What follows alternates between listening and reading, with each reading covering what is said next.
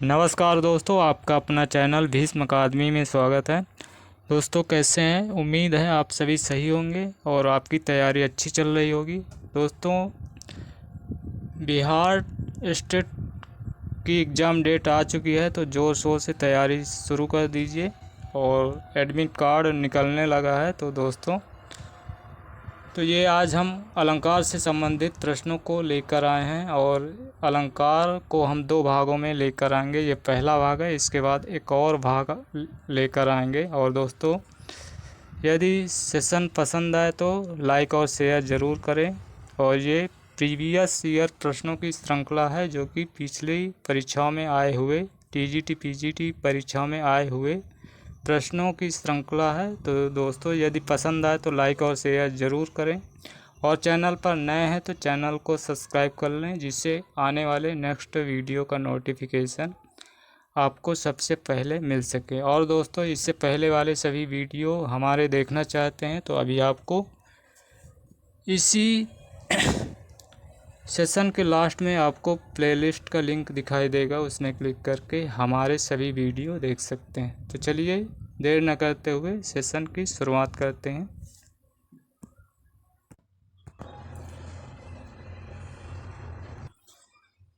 प्रश्न एक, अलंकारों की महत्ता के संबंध में इनमें से कौन सा कथन सही नहीं है?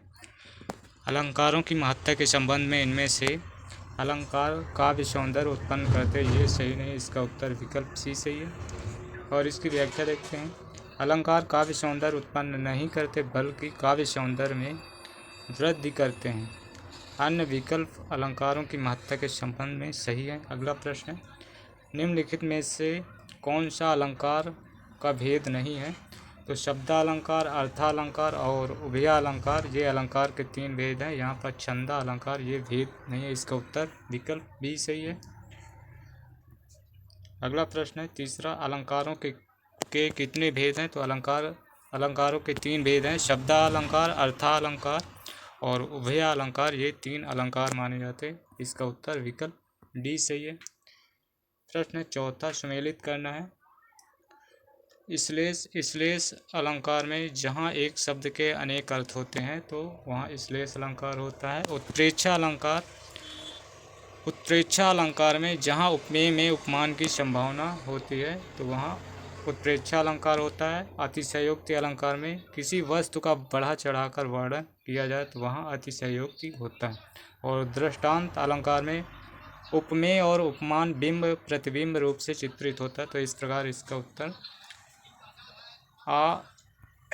उत्तर होगा बड़ा आ, छोटा आ, बड़ी छोटी। इसका उत्तर विकल्प सी सही है। विकल्प सी सही है। चलिए देखते हैं अनुप्रास अलंकार से संबंधित प्रश्नों को। पांचवा है, इनमें से जो अनुप्रास अलंकार का लक्षण ना हो उसे छांटिए। तो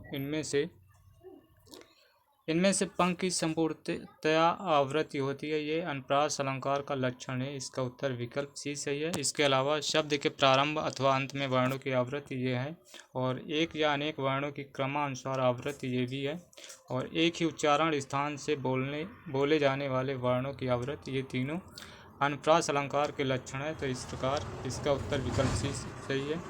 और इसकी व्याख्या देखते हैं। पंख की संपूर्णतया आवृत्ति अनुप्रास अलंकार का लक्षण नहीं है, अन्य विकल्पों में अनुप्रास अलंकार के ही लक्षण। अगला प्रश्न है, शब्दालंकार में ये नहीं है। तो शब्दालंकार में यमक, अनुप्रास, श्लेष, वक्रोक्ति, पुनरुक्ति, प्रकाश, ये सभी आते हैं। और अर्थालंकार में इनके अलावा उपमा, रूपक, उत्प्रेक्षा, मानवीकरण, दृष्टांत, ये सभी। इसका उत्तर विकल्प डी सही है।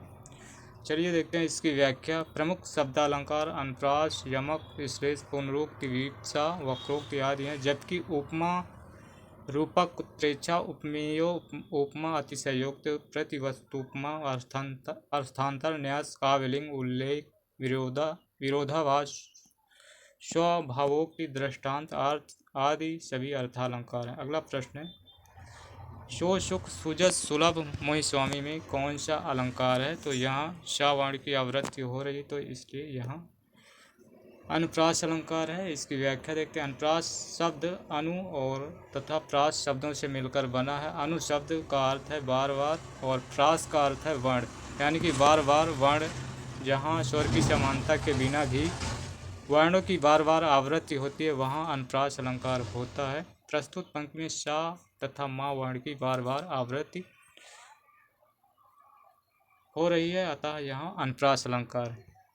प्रश्न है 8वां, जहाँ वर्णों की आवृत्ति बार बार होती है उनमें कौन सा अलंकार है? तो ये अनुप्रास अलंकार की परिभाषा है। इसका उत्तर विकल्प सी सही है।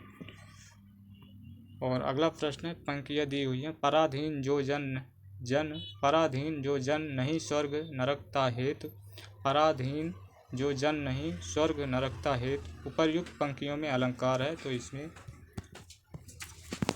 तो प्रस्तुत पंक्तियों में अनुप्रास अलंकार है, विकल्प ए सही है। इसकी व्याख्या भी देख लेते हैं। प्रस्तुत पंक्ति में वाक्य दोबारा आ रहा है जिसका सामान्य अर्थ तो एक ही है, किंतु अन्वय करने से पूरी उक्ति का अर्थ बदल जा रहा है।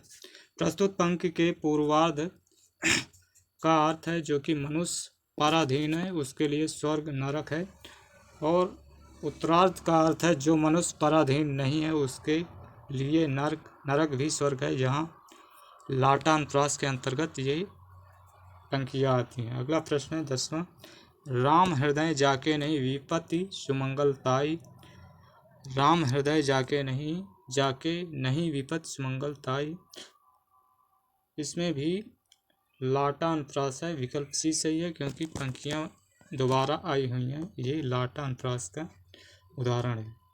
चलिए इसकी व्याख्या देखते हैं। प्रस्तुत पंक्ति के पूर्वार्ध का अर्थ है कि जिसके हृदय में राम नहीं है उन्हें विपत्ति आती है, और उत्तरार्ध का अर्थ है कि जिनके हृदय में राम है उन्हें किसी प्रकार की विपत्ति नहीं आती है, अतः ये लाटा अनुप्रास का उदाहरण है। अगला प्रश्न है, जननी तू जननी भई विदिशन कछ न बसाए में कौन सा अलंकार है?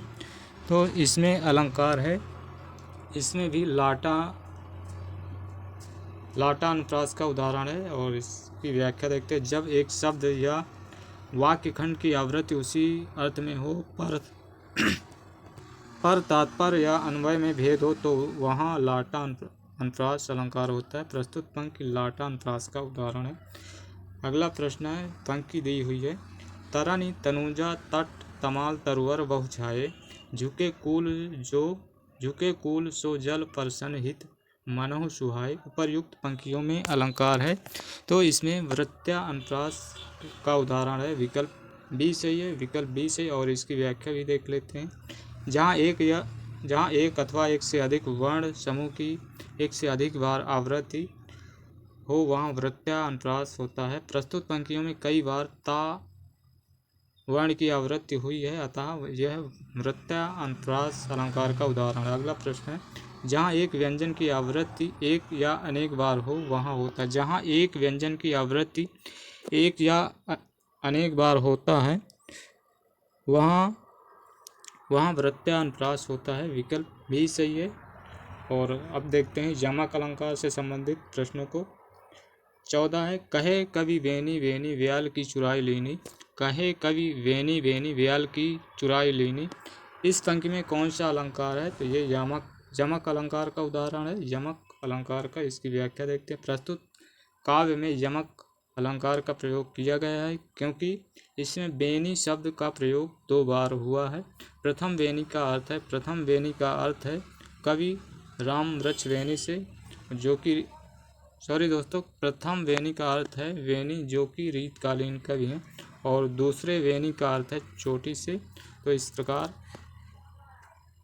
ये यमक अलंकार का उदाहरण है। प्रश्न अगला, शूर सूर तुलसी शशि उड़ुगन केशवदास अबिके कवि खद्दोत सम जहाँ तहाँ करत प्रकाश, इन पंक्तियों में किस अलंकार का प्रयोग हुआ है? तो इनमें यमक अलंकार का प्रयोग हुआ है, विकल्प बी सही है।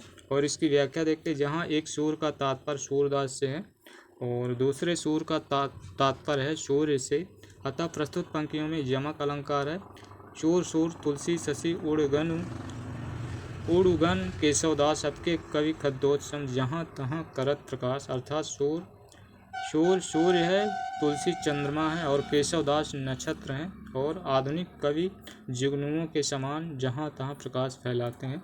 तो ये यमक अलंकार का उदाहरण है। अगला प्रश्न है, कनक कनकते 100 गुनी मादकता अधिकाय, वाह खाए बौराय जग या पाए बौराय में कौन सा अलंकार है? तो यह है यमक अलंकार का प्रसिद्ध उदाहरण है। विकल्प सी सही है। और इसकी भी व्याख्या देखते हैं। कनक शब्द 2 बार आया है, दोनों का अर्थ अलग अलग है। पहले कनक का अर्थ है धतूरा और दूसरे कनक का अर्थ है सोना। जहाँ कोई शब्द एक से अधिक बार आए अर्थात उसकी आवृत्ति हो और प्रत्येक स्थान पर भिन्न भिन्न अर्थ दे, यानी कि जितनी भी बार भी आए शब्द और उनका अर्थ अलग अलग हो, वहाँ यमक अलंकार होता है। तो ये यमक अलंकार की परिभाषा हो गई। और ये वही प्रश्न है। अगला प्रश्न देखते हैं, कनक कनकते 100 गुनी मादकता अधिकाय या खाए बौराय जग वा पाए बौराय, ये देख ही चुके। इसका उत्तर विकल्प ए सही है।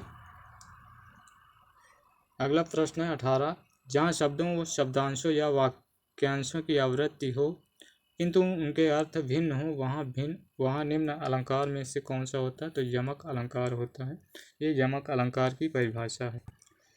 अगला प्रश्न है, तरणि के ही संग तरल तरंग में तरणि डूबी थी हमारी ताल में, तो इसमें प्रयुक्त अलंकार है। तो ये यमक अलंकार का ये भी उदाहरण है।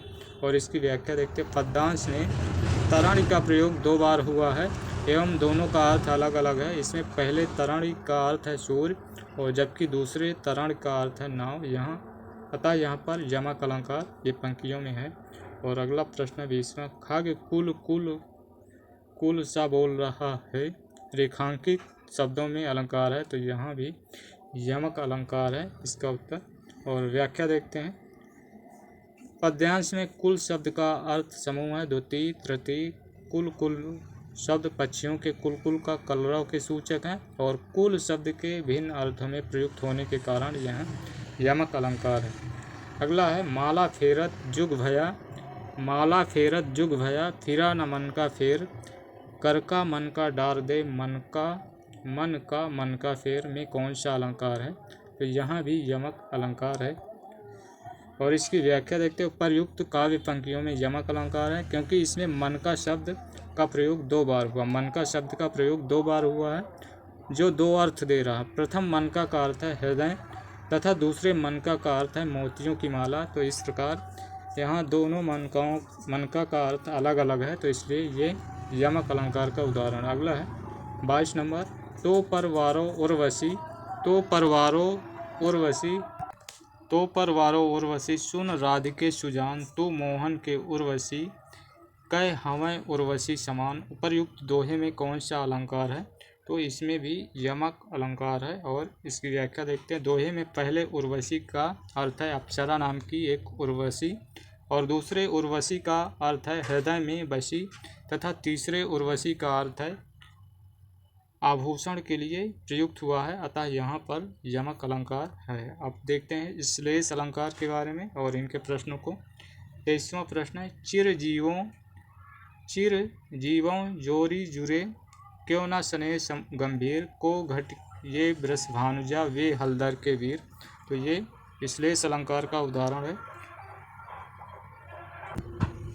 अगला प्रश्न है, जिस काव्य पंक्ति में प्रयुक्त किसी एक ही शब्द के एक से अधिक अर्थ हों उस पंक्ति में अलंकार होता है, तो उसमें श्लेष अलंकार होता है। और अगला प्रश्न है 25, श्लेष अलंकार होता है। श्लेष अलंकार ये शब्दा अलंकार है। श्लेष अलंकार यमक अलंकार और अनुप्रास अलंकार, वक्रोक्ति, पुनरुक्ति ये सभी शब्दा अलंकार हैं। तो इसका उत्तर विकल्प ए से। इसकी व्याख्या देखते हैं। जहाँ शब्दों के कारण कविता में सौंदर्य या चमत्कार आ जाता है उसे शब्दा अलंकार कहते हैं। इनमें अनुप्रास, यमक, श्लेष तथा वक्रोक्ति प्रमुख अलंकार हैं। और इस अगला प्रश्न देखते हैं। निम्नांकित पंक्तियों में प्रयुक्त अलंकार बताना है। तो रनित भृंग घंटावली, झरित दान मधुनीर, मंद मंद आवत चल्यो कुंजरु कुंज समीर, तो इसमें यह श्लेष अलंकार का उदाहरण है, विकल्प डी सही। और इसकी व्याख्या देखते हैं। उपर्युक्त पंक्ति में श्लेष अलंकार है जब काव्य में एक शब्द एक बार प्रयोग हो, उसका अर्थ भिन्न भिन्न हो, वहाँ श्लेष अलंकार होता है। प्रस्तुत पंक्तियाँ बिहारी द्वारा रचित है। यहाँ समीर के दो अर्थ हैं। पहले समीर का अर्थ है मदमस्त हाथी तथा दूसरे समीर का अर्थ है कुंज में प्रवाहित मंद वायु। तो इस प्रकार समीर शब्द के दो अर्थ यहाँ पर लिए गए हैं, तो ये श्लेष अलंकार का उदाहरण। अगला प्रश्न है, दुल्हन अंगिया काहे न धोवाई पंक्ति में कौन सा अलंकार है? तो इसमें भी श्लेष अलंकार है। और सॉरी दोस्तों, इसमें श्लेष और रूपकाति संयोक्ति दोनों अलंकार हैं, तो इसका उत्तर BC। तो चलिए इसकी व्याख्या देख लेते हैं। काव्य पंक्ति कबीर द्वारा रचित है। इस पंक्ति में श्लेष तथा रूपकाति संयोक्ति अलंकार है, अतः UPHESC ने प्रश्न का उत्तर BC दोनों माना है। चलिए देखते हैं। प्रश्न पंक्ति दी हुई है, अजों तरियौना ही रहियो श्रुति सेवक एक रंग में अलंकार है, तो इसमें भी श्लेष अलंकार है। और इसकी व्याख्या देखते हैं। प्रस्तुत पंक्तियों में तरियौना के दो अर्थ हैं, और इसका एक अर्थ है कान में पहनने वाले का आभूषण तथा दूसरे का अर्थ है कमतर स्थान मिलना। इसी प्रकार श्रुति के भी दो अर्थ हैं। इसका एक अर्थ है श्रुति का पहला अर्थ है वेद तथा दूसरा अर्थ है कान, अतः यहाँ श्लेष अलंकार है। अब देखते हैं रूपक अलंकार के बारे में। जहाँ उपमेय और उपमान में कोई अंतर ना दिखाई दे, वहाँ कौन सा अलंकार होता है? तो वहाँ ये रूपक अलंकार की परिभाषा है। यहाँ इसमें उपमेय और उपमान में कोई भेद नहीं है, तो यहाँ पर रूपक अलंकार है। और इसकी व्याख्या देखते हैं। जहाँ उपमेय और उपमान में कोई अंतर अर्थात उपमेय उपमान का निषेध रहित आरोप हो, तो रूपक अलंकार होता है।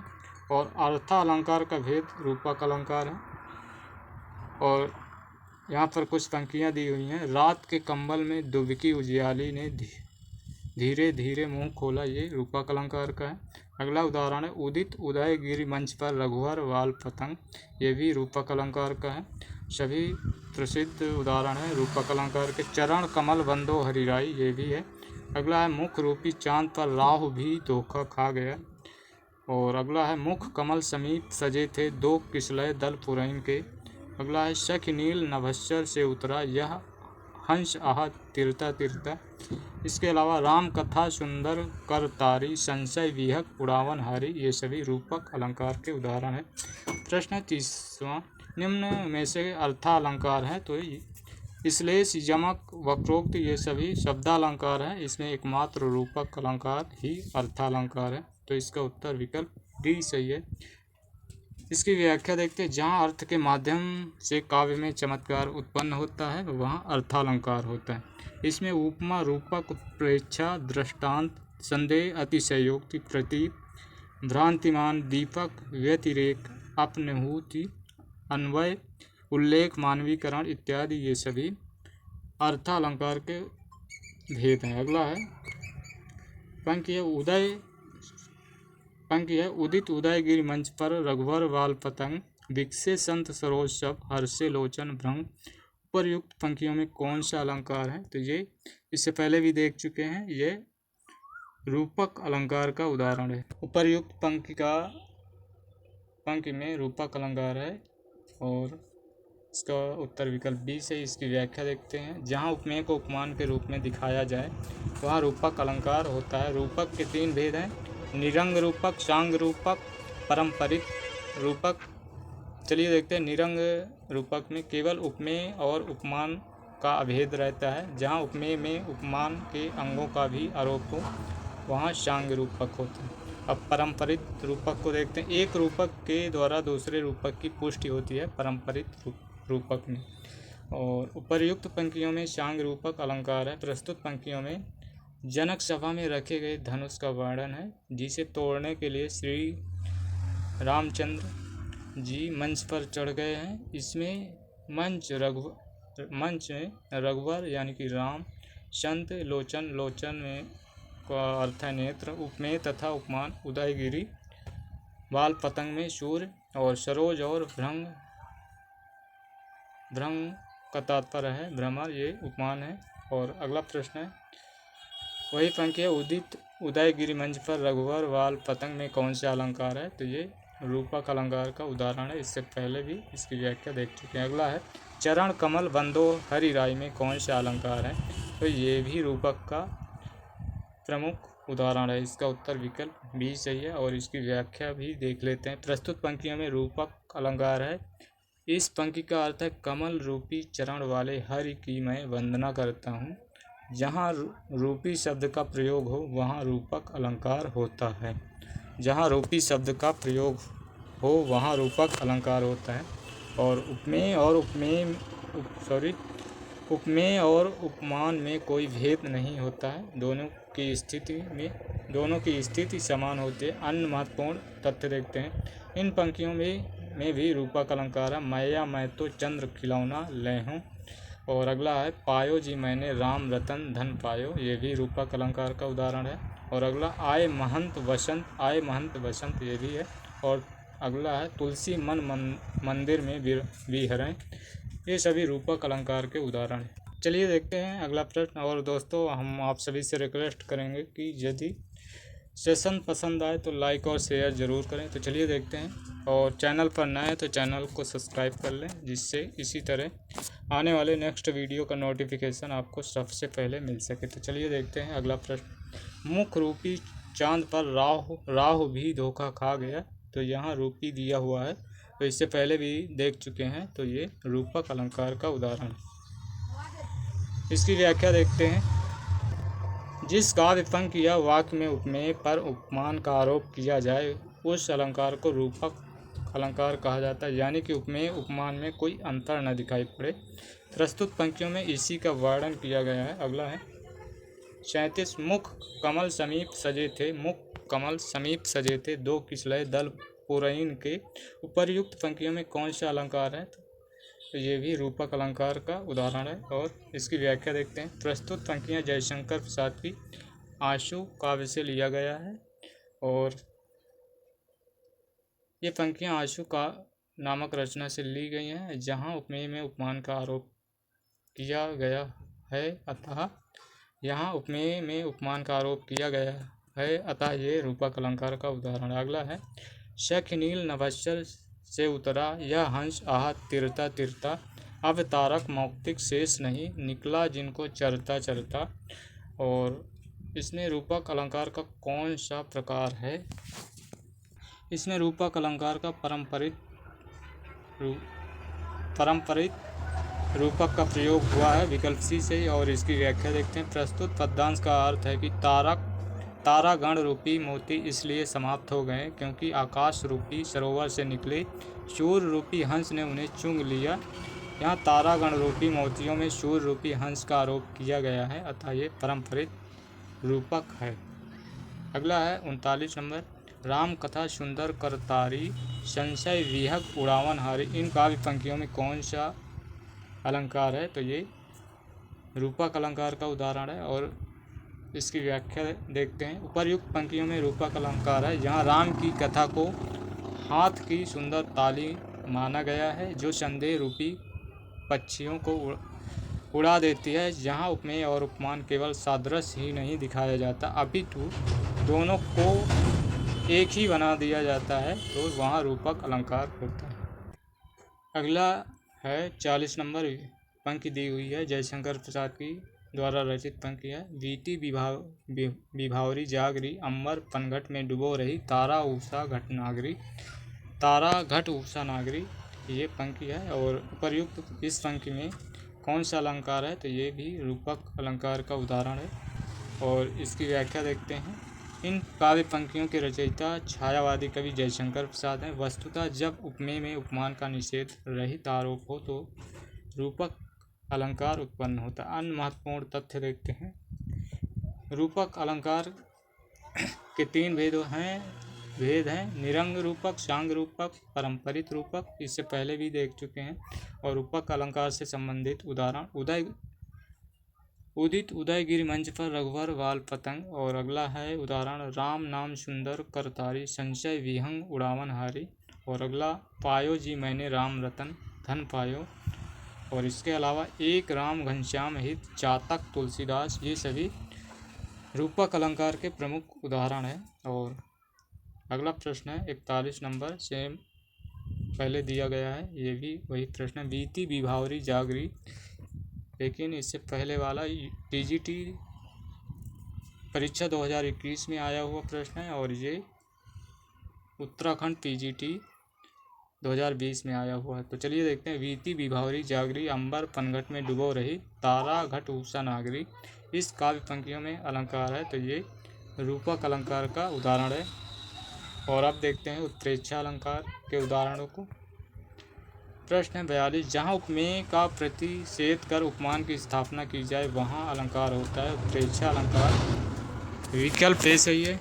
इसकी व्याख्या देखते हैं। जहाँ उपमेय में उपमान प्रबल रूप में कल्पित कर देखा जाता है वहाँ उत्प्रेक्षा अलंकार होता है, जबकि उपमेय पर उपमान का आरोप या उपमान और उपमेय का अभेद होने पर रूपक होता है। अगला है प्रश्न है 44, जहाँ उपमेय में उपमान की संभावना प्रकट की जाए वहाँ पर अलंकार होता है, तो वहाँ उत्प्रेक्षा अलंकार होता है। विकल्प डी सही, विकल्प डी सही। और इसकी व्याख्या देखते हैं। जहाँ उपमेय में उपमान की संभावना प्रकट की जाए वहाँ उत्प्रेक्षा अलंकार होता है। और इसमें मानो, मानव, मनहु, मनु, जानव, जानहु, जनु, निश्चय ही, ये सभी निश्चय आदि उत्प्रेक्षा के वाचक शब्द हैं। अन्य महत्वपूर्ण तथ्य देखते हैं। उत्प्रेक्षा अलंकार 3 प्रकार का होता है। पहला वस्तु उत्प्रेक्षा, दूसरा हेतु उत्प्रेक्षा, तीसरा है फलोत्प्रेक्षा। ये सभी 3 प्रकार के उत्प्रेक्षा अलंकार के 3 प्रकार हैं। और अगला फैक्ट है, जहाँ एक वस्तु में दूसरी वस्तु के आरोप की संभावना की जाए वहाँ वस्तु उत्प्रेक्षा होता है। और अगला, जहाँ संभावना के मूल में कोई कारण या हेतु हो वहाँ हेतु उत्प्रेक्षा होता है। और अगला, जहाँ किसी क्रिया के मूल में किसी फल की संभावना हो वहाँ फलोत्प्रेक्षा होता है। अगला प्रश्न है, उपमेय में उपमान की संभावना होने पर कौन सा अलंकार होता है, तो ये उत्प्रेक्षा अलंकार होता है। विकल्प सी सही है। और अगला प्रश्न है, कहती हुई यो उत्तरा के नेत्र, कहती हुई यो उत्तरा के नेत्र जल से भर गए, हिम के कणों से पूर्ण मानो वह पंकज नए। तो यहाँ मानो आया है। इन पंक्तियों में किस अलंकार का प्रयोग हुआ है, तो यहाँ पर उत्प्रेक्षा अलंकार है। और इसकी व्याख्या देखते हैं। प्रस्तुत पंक्तियों में उत्तरा के अश्रु पूर्ण नेत्रों यानी यह उपमेय है। इसमें ओस जल कण युक्त पंकज उपमान की संभावना की गई है। मानववाचक शब्द प्रयुक्त हुआ, अतः यह उत्प्रेक्षा अलंकार का उदाहरण। चलिए देखते हैं आप उपमा अलंकार के प्रश्नों को। 47 नंबर, पीपर पात सरिस मंडोला में मन क्या है, तो इसमें मन उपमेय है। इसका उत्तर विकल्प ए सही है। और इसकी व्याख्या देखते हैं। प्रस्तुत पंक्ति में उपमा के चारों अंगों के उपस्थित होने के कारण पूर्ण उपमा अलंकार है। इसका वर्णन इस प्रकार है। पीपर पात उपमान है और मन उपमेय है और डोला साधारण धर्म है और सरिस यहाँ पर आया हुआ है, तो ये वाचक शब्द है। इसकी परिभाषा देखते हैं। जब दो भिन्न वस्तुओं में साधर्म अर्थात धर्म की समानता दिखाई जाए तो वहाँ उपमा अलंकार होता है। संस्कृत साहित्य में इस अलंकार का विशेष महत्व है, यहाँ तक कि आचार्यों ने इसे संपूर्ण अलंकारों की जननी तक कहा है। इसके 4 अंग हैं, उपमेय, उपमान, वाचक शब्द, धर्म। उपमा अलंकार के 2 भेद हैं, पूर्णोपमा अलंकार और दूसरा लुप्तोपमा अलंकार। जब उपमा के चारों अंग उपस्थित रहते हैं तब पूर्णोपमा अलंकार होता है, और जब इनमें से कोई एक की कमी हो तो वह लुप्तोपमा अलंकार होता है। अगला है, निर्धन के धन सी तुम आई, निर्धन के धन सी तुम आई, इसमें कौन सा अलंकार है, तो इसमें भी उपमा अलंकार है। और इसकी व्याख्या देखते हैं। निर्धन के धन सी तुम आई में उपमा अलंकार है, यहाँ उपमेय और उपमान में रूप गुण आदि के सादृश्य का प्रतिपादन हो, इसलिए उपमा अलंकार होता है। अगला है, 49 मोम सा तन घुल चुका, मोम सा तन घुल चुका, अब दीप सा मन जल चुका है। उपरयुक्त पंक्ति में अलंकार है, तो ये उपमा अलंकार का उदाहरण है, विकल्प डी। सॉरी दोस्तों, इसमें उपमा के चारों अंग दिए गए हैं, तो इसलिए ये पूर्णोपमा अलंकार है, विकल्प डी सही है। और इसकी व्याख्या देखते हैं।